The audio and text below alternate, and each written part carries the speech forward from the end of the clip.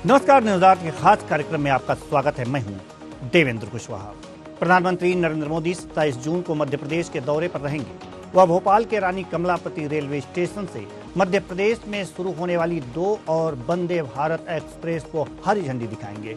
इसके अलावा देश के अन्य हिस्सों के लिए 3 अन्य वंदे भारत ट्रेन को भी पीएम मोदी वर्चुअली रवाना करेंगे। वहीं भोपाल में पीएम मोदी का होने वाला मेगा रोड शो कैंसिल कर दिया गया है। हालांकि पीएम मोदी के इस भोपाल दौरे पर सियासत भी तेज हो गई है। कांग्रेस ने शिवराज सरकार पर भ्रष्टाचार का आरोप लगाया है। पीसीसी चीफ कमलनाथ का कहना है कि अच्छा है पीएम मोदी भोपाल आ रहे हैं, वे अपनी आंखों से मध्य प्रदेश में हो रहे भ्रष्टाचार को देखेंगे। सुनिए।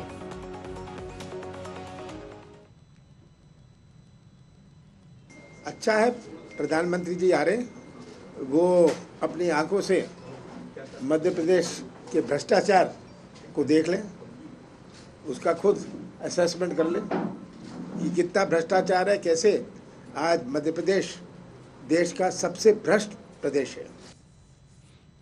पीसीसी चीफ के इस बयान पर पलटवार करते हुए बीजेपी प्रदेश अध्यक्ष वीडी शर्मा का कहना है कि कमलनाथ जी की बात और दिग्विजय सिंह जी की बात पर मध्य प्रदेश की जनता न तो कभी विश्वास करती है और न ही कभी कर सकती है, क्योंकि वे हमेशा झूठ बोलते हैं। उन्होंने 2018 में झूठ बोला था और झूठ बोलकर गलती से सरकार में आए थे और सरकार में आने के बाद छल कपट, गरीबों का हक छीनना, उनका अधिकार छीनने का काम किया। मध्य प्रदेश को भ्रष्टाचार में डुबोने का काम किया था। इसलिए आप चिंता मत कीजिए, इस बार बीजेपी जीत का इतिहास बनाएगी। सुनिए वीडी शर्मा ने क्या कुछ कहा। देखिए, ये कमलनाथ जी की बात और दिग्विजय सिंह की बात पर मध्य प्रदेश की जनता तो कभी विश्वास करती ही नहीं, न कर सकती है, क्योंकि हमेशा झूठ बोलते हैं। इन्होंने 2018 में झूठ बोला था और झूठ बोल करके आप गलती से सरकार में आए थे और सरकार में भी आने के बाद आपने जो छल कपट, गरीबों का हक छीनना, उनका अधिकार छीनना, मध्य प्रदेश को आपने भ्रष्टाचार में आकंठ डुबोने का काम किया था। और आपके ऊपर कमलनाथ जी, दिग्विजय सिंह जी, ये देश भी जानता है कि लोकतंत्र की हत्या करने से लेकर भारत के मान और सम्मान पर प्रतिघात करने का भी रिकॉर्ड आप दोनों के नाम से है। इसलिए आपकी इन बातों से कोई अर्थ नहीं होता। प्रधानमंत्री मोदी जी दुनिया के सर्वाधिक लोकप्रिय नेता हैं। माननीय अमित शाह जी भारतीय राजनीति के चाणक्य हैं। माननीय नड्डा जी, जिन्होंने इस संगठन को एक नए स्वरूप में मजबूती देने का काम किया है, तो हमारा नेतृत्व इतना सशक्त और ताकतवर है। तो आज हम अपने नेतृत्व के साथ जो दुनिया का, देश का विश्वास है, हम आगे बढ़ने का काम कर रहे हैं। मध्य प्रदेश माननीय मुख्यमंत्री शिवराज सिंह चौहान के नेतृत्व में लगातार विकास और मध्य प्रदेश के मॉडल बनाए। इसके आधार पर, गरीब कल्याण की योजनाओं के आधार पर, संगठन की मजबूती के आधार पर, हम जो मेरा बूथ सबसे मजबूत, इस ताकत के आधार पर 2023 में कमलनाथ जी, दिग्विजय सिंह जी, चिंता मत करिए, मध्य प्रदेश के अंदर भारतीय जनता पार्टी जीत का इतिहास बनाएगी। तो लगातार आरोप प्रत्यारोप का दौर जारी है। कांग्रेस और बीजेपी एक दूसरे पर आरोप प्रत्यारोप लगा रही है। प्रधानमंत्री नरेंद्र मोदी 27 जून को भोपाल आ रहे हैं और भोपाल को 2 नए वंदे भारत ट्रेन की सौगात देंगे।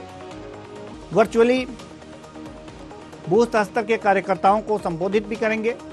तमाम बातें हैं जो कल होने वाली हैं, लेकिन इस पर सियासत भी जारी है। और ये सियासत क्यों हो रही है, आज इसी मुद्दे पर करेंगे चर्चा के लिए जो हमारे साथ मेहमान जुड़े हुए हैं स्टूडियो से। मंजरी जैन जी, बीजेपी प्रवक्ता, बहुत बहुत स्वागत है आपका हमारे इस कार्यक्रम में। साथ ही हृदय किरार जी, कांग्रेस प्रवक्ता, एएल द्विवेदी जी, वरिष्ठ पत्रकार, आप सभी का हमारे इस कार्यक्रम में बहुत बहुत स्वागत है। चर्चा की शुरुआत करते हैं। हृदय किरार जी, चर्चा की शुरुआत आपसे करते हैं, क्योंकि प्रधानमंत्री नरेंद्र मोदी यहां पर आ रहे हैं और कमलनाथ जी ने कहा है कि अच्छा है आ रहे हैं, अपनी आंखों से भ्रष्टाचार देखेंगे। अगर वो नहीं देखेंगे तो आप कैसे दिखाएंगे? सभी को नमस्कार। हमारे माननीय प्रधानमंत्री मध्य प्रदेश आ रहे हैं, बड़ी खुशी की बात है। हम उनका स्वागत करते हैं। जैसे हमारे माननीय प्रदेश अध्यक्ष कमलनाथ जी ने कहा, निश्चित ही माननीय प्रधानमंत्री जी को इस बात का एहसास हो चुका है, क्योंकि आपने भी देखा होगा कि जिस ढंग से वो पिछली बार आए थे, उन्होंने महाकाल मंदिर का जो लोकार्पण किया था, ज्योतिर्लिंग का, सभी का, हमारे सप्तऋषियों का, और उसके जो भ्रष्टाचार में लिप्त सरकार के जो सप्तऋषियों की मूर्तियों का और 11 अन्य मूर्तियों का जो बिल्कुल हवा में एक झोंके में वो उड़ गई थी, एक भारतीय जनता पार्टी मध्य प्रदेश का खंडित हो गई, जो है। मूर्तियां खंडित हो गई हैं, वो भ्रष्टाचार की मूर्तियां। भारतीय जनता पार्टी की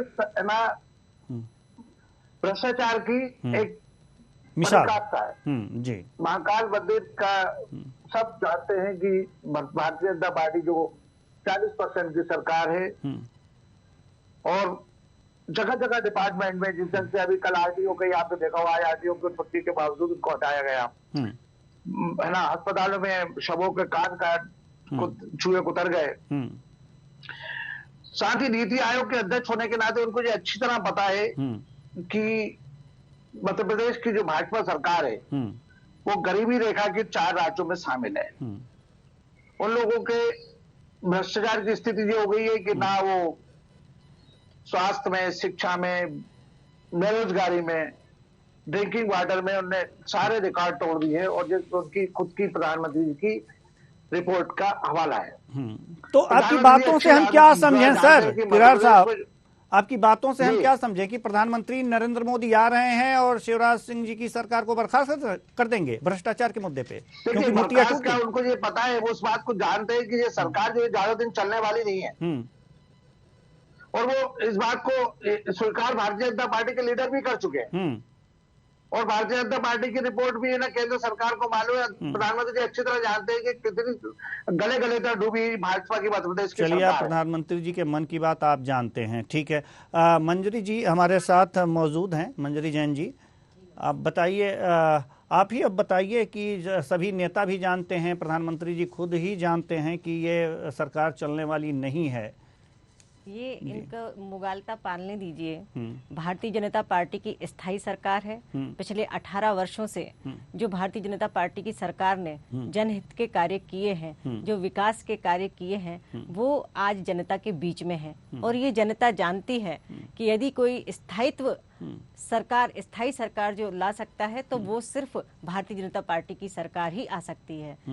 करप्शन की ये बात कर रहे हैं, तो जो 15 महीने 18 महीने की जो इनकी सरकार रही, उस दौरान वल्लभ भवन को इन्होंने भ्रष्टाचार का अड्डा बना दिया था, कई योजनाएं बंद कर दी थी, हर चीज में इन्होंने भ्रष्टाचार किया, पोस्टिंग में भ्रष्टाचार किया, और शराब में भ्रष्टाचार किया, कई ऐसे मुद्दे हैं जिनमें इन्होंने भ्रष्टाचार किया। आज इनके पास कुछ भी नहीं है, झूठे आरोप और प्रत्यारोप लगाने के अलावा।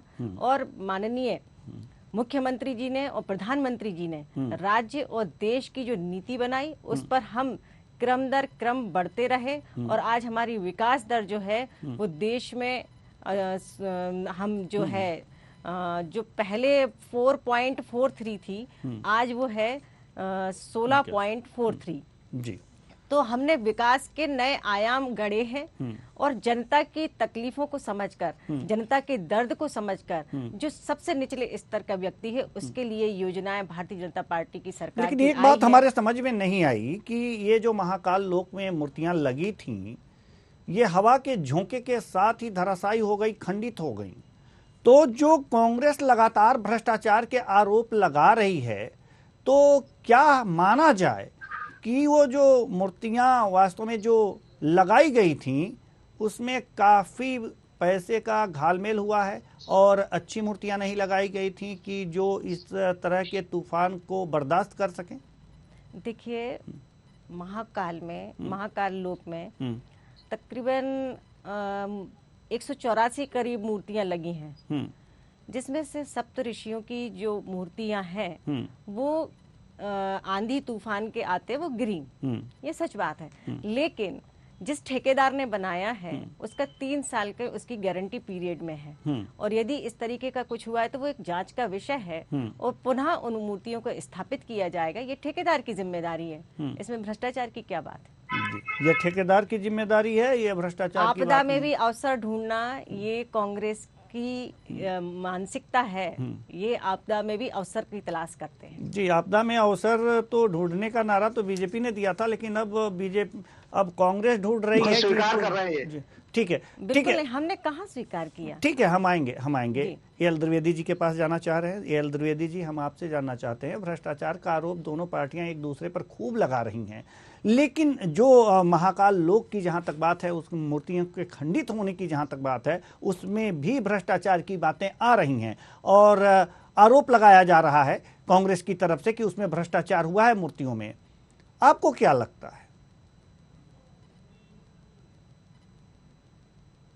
निश्चित तौर पर जिस प्रकार से प्रदेश की सरकार चल रही है, बहुत ही इसमें गहन और चिंतनीय विषय है, क्योंकि जिस प्रकार से हमने देखा है कि महाकाल लोक में जो मूर्तियों की स्थिति हुई है और एक हवा के झोंके में वह मूर्तियां जो धराशाही हुई, इसमें कहीं ना कहीं प्रदेश सरकार पर एक बड़ा प्रश्न चिन्ह लग रहा है और उसकी गुणवत्ता के आधार पर भी चर्चाएं हो रही हैं।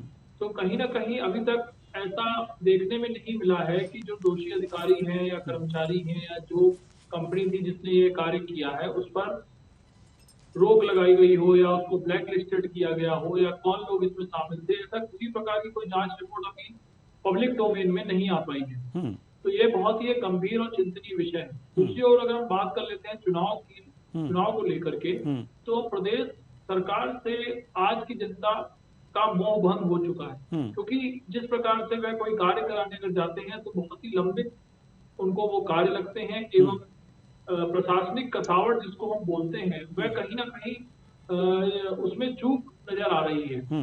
तो कहीं ना कहीं जनता अब परिवर्तन की ओर जाना चाहती है, लेकिन ये कहना जल्दबाजी होगी कि कौन जीतेगा और कौन हारेगा। जी, लेकिन एक सवाल और है कि प्रधानमंत्री नरेंद्र मोदी 27 जून को भोपाल आ रहे हैं और इसको लेकर के सियासत तेज है, और सियासत इसलिए भी तेज है क्योंकि भ्रष्टाचार के आरोप प्रत्यारोप लग रहे हैं। ऐसे में प्रधानमंत्री का आना और भ्रष्टाचार के आरोप लगाए जाना, जी क्या किस रूप में आप इसको देख रहे हैं? देखिए, निश्चित तौर पर प्रदेश में जो सरकार है वह कई वर्षों से यहाँ पर सत्ता पर काबिज है। बीच में कांग्रेस की सरकार भी कुछ महीनों के लिए आई थी, लेकिन कुल मिलाकर अगर हम आज विधानसभा में का पटल पे हम लोग जाते हैं, जब वहां पर बजट जो पेश किया जाता है उसमें जो माली हालत अगर हम प्रदेश की बात करते हैं तो वह बहुत ही नाजुक है।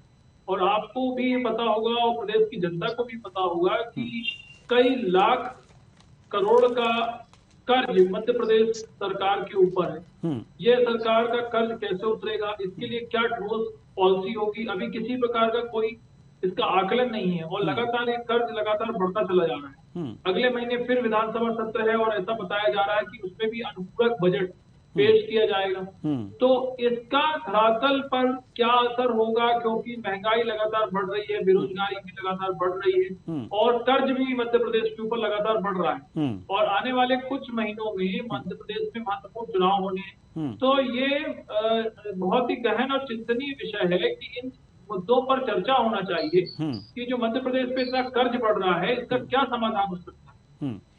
ठीक है, हृदय किरार जी, हम आपके पास आना चाहेंगे कि जो भ्रष्टाचार का मुद्दा कांग्रेस ने उठाया है, वास्तव में ठीक है, ये चुनाव में चल सकता है, लेकिन प्रधानमंत्री नरेंद्र मोदी यहां पर आ रहे हैं भोपाल में और इस समय आप ये मुद्दा उठा रहे हैं और आप ये बता रहे हैं कि वो जानते होंगे, ये जानते हैं, वो जानते हैं, सारी चीजें जानते हैं। आशय क्या है कांग्रेस का? देखिए, मैं आपको जो बता दूं कि माननीय प्रधानमंत्री जी नीति आयोग के अध्यक्ष हैं। वो अच्छी तरह खुद जानते हैं, उनको पूरा आंकलन है नीति आयोग का कि कहाँ कौन सी स्थिति है। मध्य प्रदेश प्रदेश के देश के 4 राज्यों में गरीबी रेखा के नीचे है।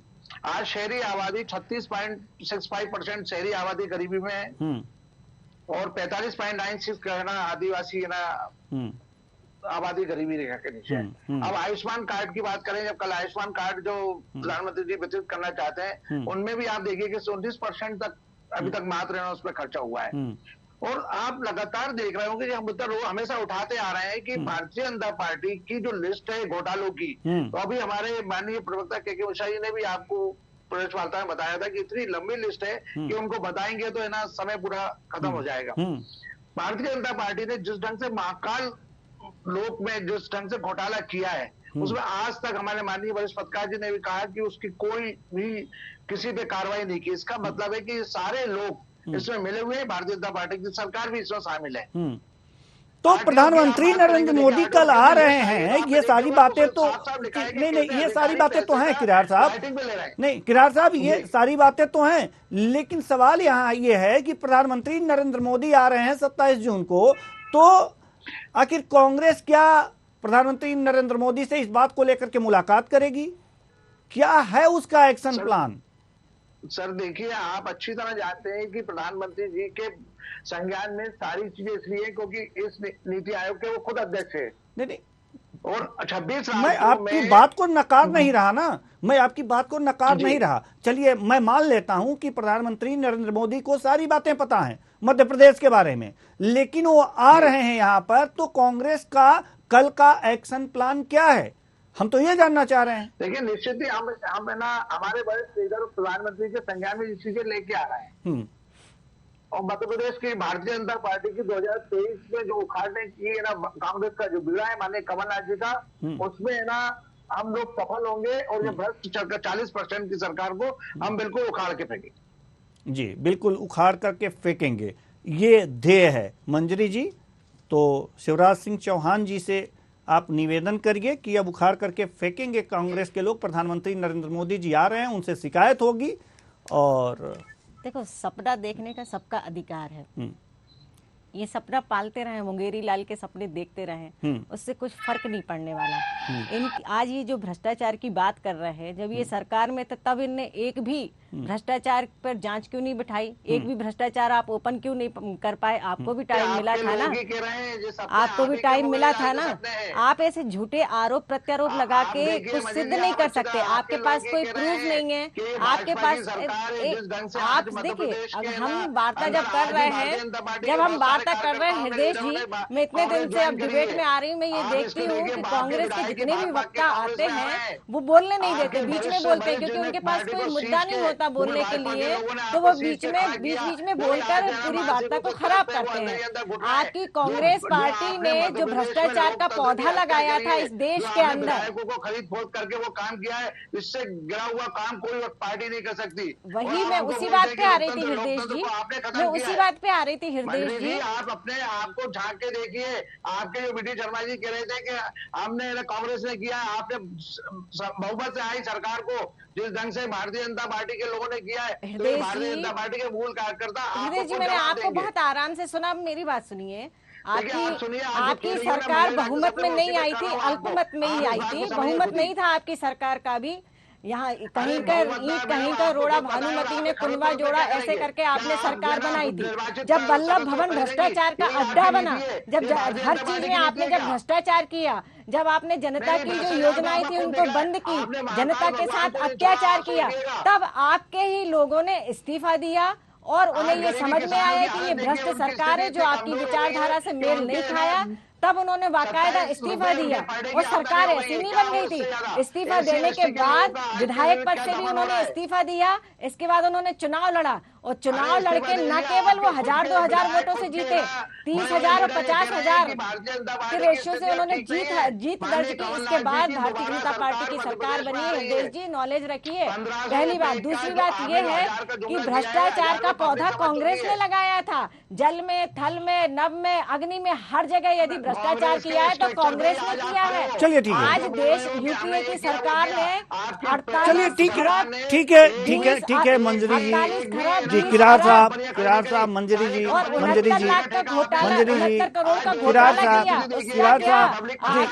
हम वरिष्ठ पत्रकार एल द्विवेदी जी के पास